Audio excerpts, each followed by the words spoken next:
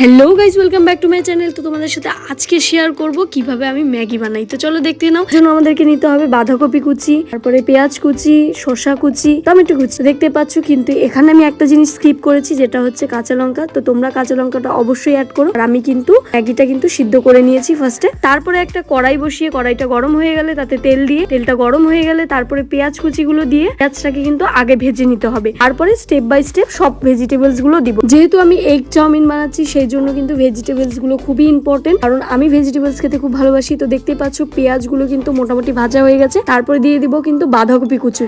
তারপরে বাঁধাকপিটা দেওয়ার পরে একটু নেড়ে চেড়ে দেখতে হবে। তারপরে কিন্তু স্টেপ বাই স্টেপ আমি সবগুলো ভেজিটেবলস একে একে দেবো। দেখতে থাকো। এভাবেই কিন্তু তোমরা একটার পর একটা ভেজিটেবলস দিয়ে তারপরে ভেজিটেবলসটাকে ভালো করে ফ্রাই করে নিতে হবে। তারপরে আমি এখানে দিয়ে দিচ্ছি হালকা পরিমাণ মতো লবণ, হালকা পরিমাণ মতো হলুদের গুঁড়ো।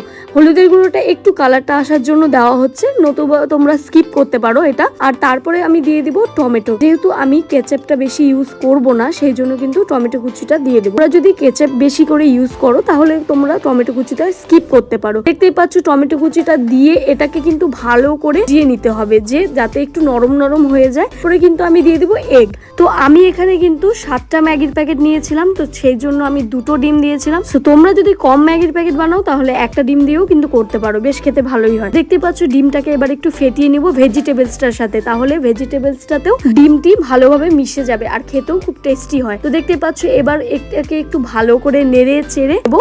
তারপরে কিন্তু এখানে আমি দিয়ে দেবো মশলা, ম্যাগি মশলা যেটা থাকে, যেটা প্যাকেটের ভিতরে থাকে সেটা।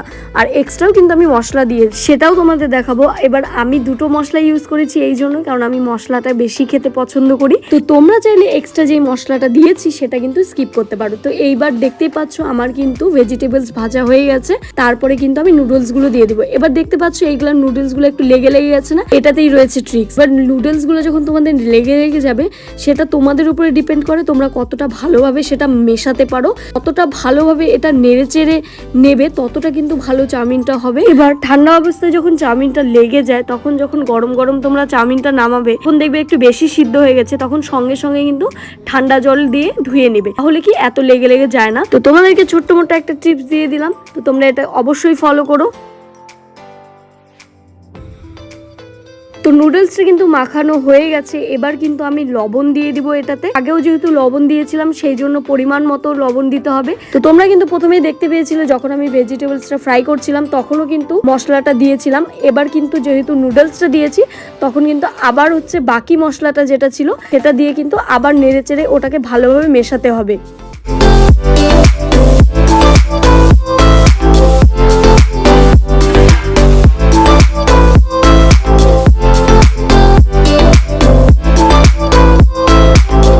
এই যে এখন এটা আমি যেটা দিলাম সেটা কিন্তু ওই ম্যাগির মশলাটা ছিল। তারপরে কিন্তু এই যে দেখতে পাচ্ছ গরম মশলার গুঁড়ো দিয়ে দিলাম। তারপরে এখন দিব রেড চিলি পাউডার, যেটা হচ্ছে আমি যেহেতু কাঁচা লঙ্কাটা স্কিপ করেছিলাম, সেই জন্য কিন্তু আমি রেড চিলি পাউডারটা দিচ্ছি। তোমরা যারা কাঁচা লঙ্কা দিতে যাচ্ছ তারা কিন্তু রেড চিলি পাউডারটা স্কিপ করতে পারো। দেখতে পাচ্ছ এটা দিয়ে এবার কিন্তু আমি আরো ভালোভাবে মিশিয়ে নিব। তো তারপরে মেশানো হয়ে গেলে এটাতে যেটা আমি ম্যাগি মশলা এনেছিলাম তাও কিন্তু এক্সট্রা করে দিয়ে দেবো। ফার্স্টে কিন্তু এখন আমি দিয়ে নিব কেচাপটা। যেহেতু আমি হচ্ছে এখানে টমেটো ইউজ করেছি, সেই জন্য কিন্তু কেচাপটা অল্প পরিমাণে দিয়েছি। তোমরা যারা টমেটো ইউজ করবে না তারা কিন্তু আরেকটু বেশি পরিমাণে দিতে পারো। আর যারা কেচাপ খেতে খুব ভালোবাসো তারা তো আরো বেশি করে দিতে পারো। বেশি দিয়ে দিলে আবার একটু মিষ্টি মিষ্টি হয়ে যাবে, খেতে ভালো লাগবে না।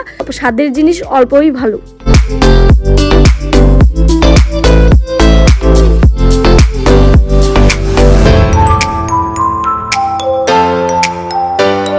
সো আমি কিন্তু এখন দিয়ে দিব এক্সট্রা করে যে ম্যাগি মশলাটা এনেছিলাম সেটা। যেহেতু আমি মশলা খেতে বেশি ভালোবাসি, সেই জন্য কিন্তু ডাবল মশলা হয়েছে। দেখতে পাচ্ছ অনেকগুলো মশলা দিয়ে এই হচ্ছে এগ চাউমিনটি বানিয়েছি, কিন্তু অসাধারণ হয়েছিল। তোমরাও নিশ্চয়ই ট্রাই করো। আর বাটারটা দিয়েছি লাস্টে, বাটারটা দেওয়াতে আরো যেন টেস্টটা আরো বেশি বেড়ে গেছিল। ফার্স্ট টাইম বাটার দিয়ে ট্রাই করেছি, ভালো লেগেছে, খেতে টেস্টি হয়েছে। তো রেকমেন্ড করবো। তো ভিডিওটা তোমাদের কেমন লাগলো অবশ্যই জানিও।